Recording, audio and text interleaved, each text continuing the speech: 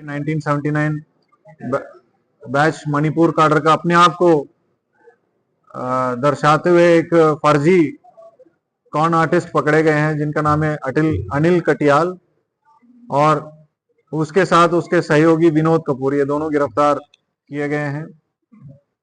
घटना यह है कि विनोद कपूर के खिलाफ एक एफआईआर इंदिरापुरम में दर्ज हुआ था।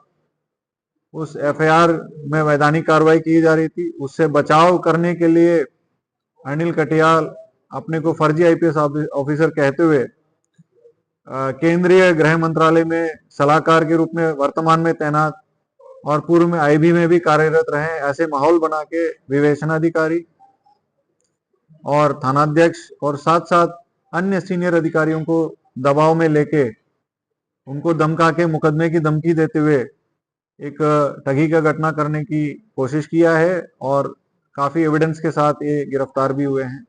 इनके फोन से काफी इंक्रिमिनेटिंग एविडेंस भी मिला है, जो पूर्व में दिल्ली की सीनियर पुलिस ऑफिसर, हरियाणा की senior police officer, excise department Delhi की अधिकारीगण, केंद्रीय जो एक्सटर्नल अफेयर्स मिनिस्ट्री में भी काफी सारे इन्होंने इस तरह से घटनाक्रम कारित करने की सबूत मिली है। इन लोगों को गिरफ्तार करके न्यायिक हिरासत में भेजा जा रहा है। आगे भी इनकी फोन से, इनकी बैंक डिटेल से और इनकी सीडीआर और आईपीडीआर एनालिसिस से आगे भी इन्होंने कितने घटनाएं किए हैं, कितने लोगों को इन्होंने ठगा और कहां कहां इन्होंने वसूली की है, इस संबंध में जानकारी करके कार्रवाई की जा रही है। ये अनिल कटियाल दिल्ली के रहने वाले हैं।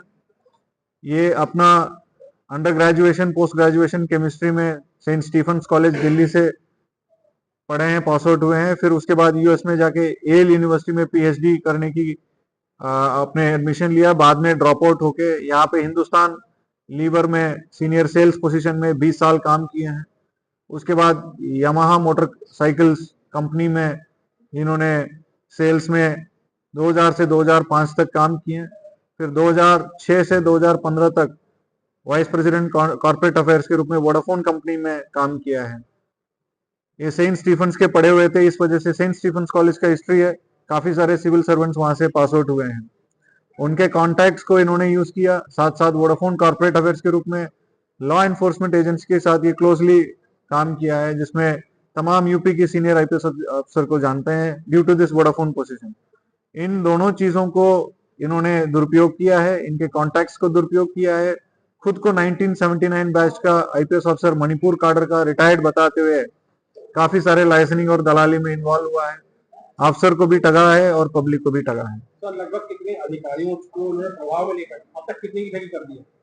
देखिए, प्रभाव में इनको कई सारे अधिकारियों के नाम ये खुद नेम ड्रॉपिंग करते थे और वर्तमान में भी टच में है। किसी अधिकारी का नाम पीसी में लेना उचित नहीं है, क्योंकि वो खुद एक तरह से विक्टिम है।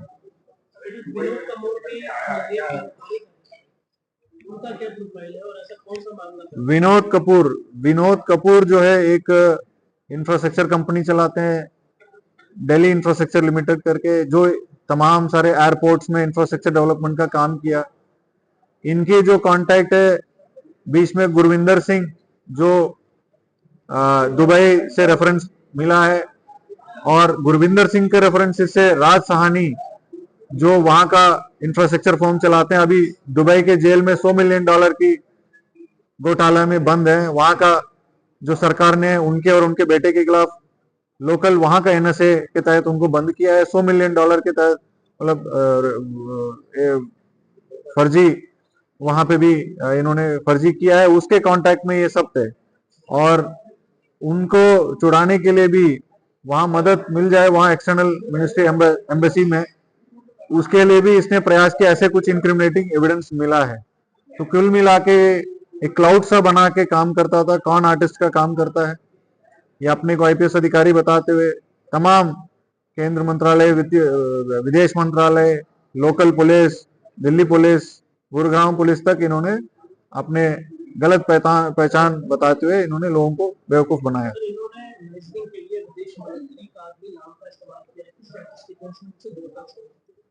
क्या कुछ एविडेंसेस ऐसे कोलैबोरेट हो रहे हैं, और अगर हो रहे हैं तो फिर क्या एमओयू को भी परमिशन भेजी गई है?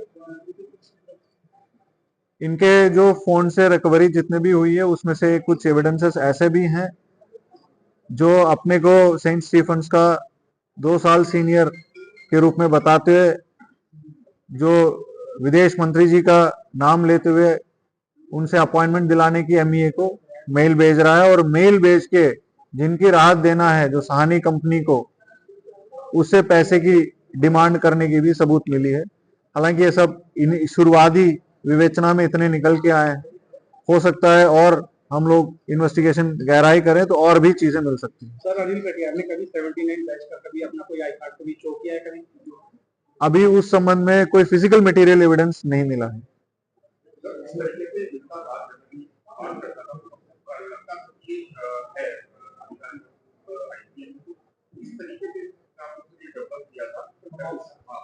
देखिए, मैंने जैसे पहले भी कहा है, ये सेंट स्टीफन्स के पढ़े हुए हैं और इनके फादर एक रिटायर्ड आईआरएस अधिकारी रहे हैं। तो जब खुद के परिवार में आईआरएस है और इनके सगे कसिन जो है एक IPS officer Andhra Pradesh cadre का रहे हैं, और पढ़े लिखने के वक्त जो भी इनके क्लासमेट्स हैं उनमें से काफी लोग आईपीएस आईएएस हो चुके हैं। जब इनके माहौल में उठना बैठना था, इनके बॉडी लैंग्वेज, इनके बोलने का तरीका, इनका लिंक्स, ये सारी चीजें समझता था।